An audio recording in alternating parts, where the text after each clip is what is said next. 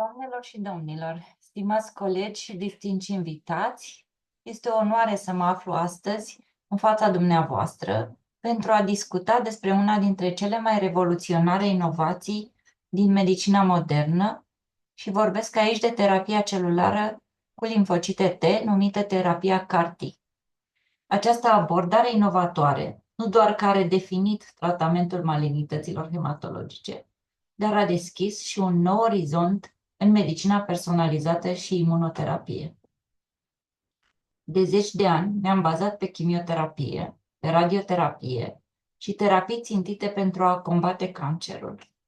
Deși aceste modalități au salvat nenumărate vieți, ele vin adesea cu limitări semnificative, toxicitate, mecanisme de rezistență și, în unele cazuri, lipsa unui răspuns durabil. Terapia CAR-T reprezintă o schimbare de paradigmă.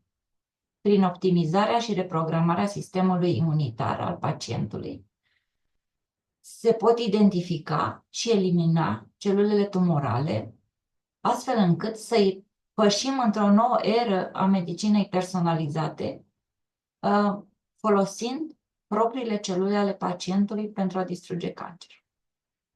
Terapia cu celule T cu receptor antigenic chimeric sau CAR-T implică modificarea genetică a limfocitelor T ale pacientului pentru a exprima pe suprafață un receptor special conceput, astfel încât să recunoască antigenele tumorale. Odată ce aceste celule modificate sunt reinfuzate în pacient, ele detectează și distrug celulele tumorale cu o precizie absolut remarcabilă. Cele mai cunoscute terapii CAR-T vizează CD19, o proteină exprimată în malignitățile hematologice cu celule cu limfocite B, obținând rezultate extraordinare la acești pacienți cu leucemie acută limfoblastică, recăzus refractar sau limfom cu celulă mare B, recăzus refractar. O astfel de terapie a fost implementată în Institutul Clinic Fundeni acum 2 ani și până în momentul de față am infuzat 22 de pacienți cu astfel de terapii inovatoare, atât adulți cât și copii. De la primele aprobări ale terapiilor CAR-T pentru malignitățile celulelor B, am asistat la rezultate extraordinare. Pacienții care epuizaseră toate opțiunile disponibile au obținut remisiuni complete, unii rămânând fără boală timp îndelungat. Acest succes al acestor terapii a dus la progresul cercetării, cu studii care extind acum aplicabilitatea terapiei CAR-T dincolo de malignitățile hematologice. Și sunt deja foarte multe publicații care discută de rezultate în tumori solide, mai mult în boli autoimune, dar chiar și boli infecțioase.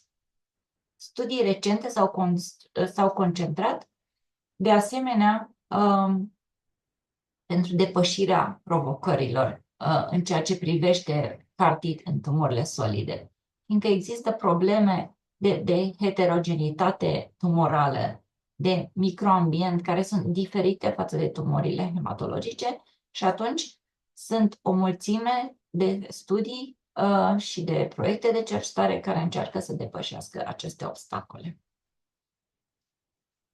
În ciuda promisiunii extraordinare a terapiilor CAR-T pentru malignitățile celulelor B, totuși rămân provocări semnificative. Una dintre cele mai stringente probleme este accesibilitatea. Costul ridicat al terapiei CAR-T limitează disponibilitatea acestora în toate țările Europei și, bineînțeles, și în țara noastră.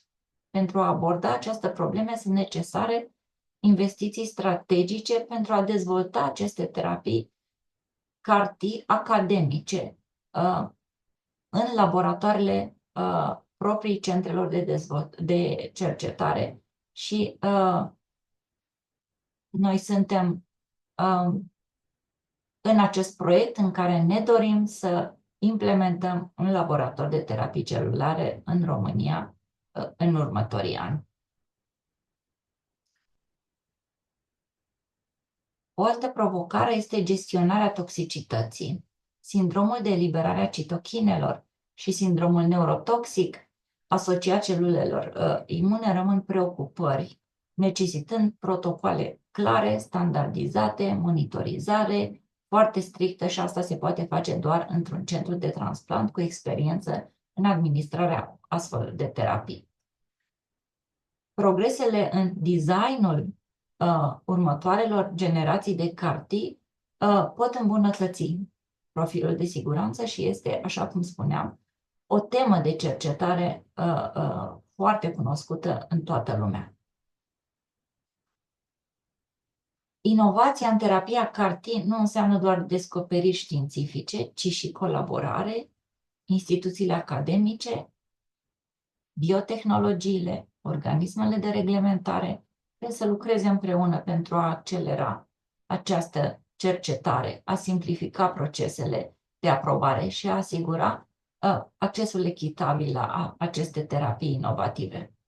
Pe măsură ce ne aflăm la granița inovației medicale, terapia CAR-T exemplifică puterea ingeniozității științifice și promisiunea medicinei personalizate. Drumul este departe de a fi încheiat, dar progresul realizat este incontestabil. Cu cercetare continuă, colaborare și angajament, putem extinde accesul la terapia CAR-T și transforma peisajul tratamentului pacientului cu cancer, dar nu numai. Aș zice că toți ar trebui să îmbrățișăm această provocare împreună, să depășim limitele a ceea ce este posibil și să discutăm și să implementăm cât mai mult în practica noastră inovația medicală. Vă mulțumesc foarte mult!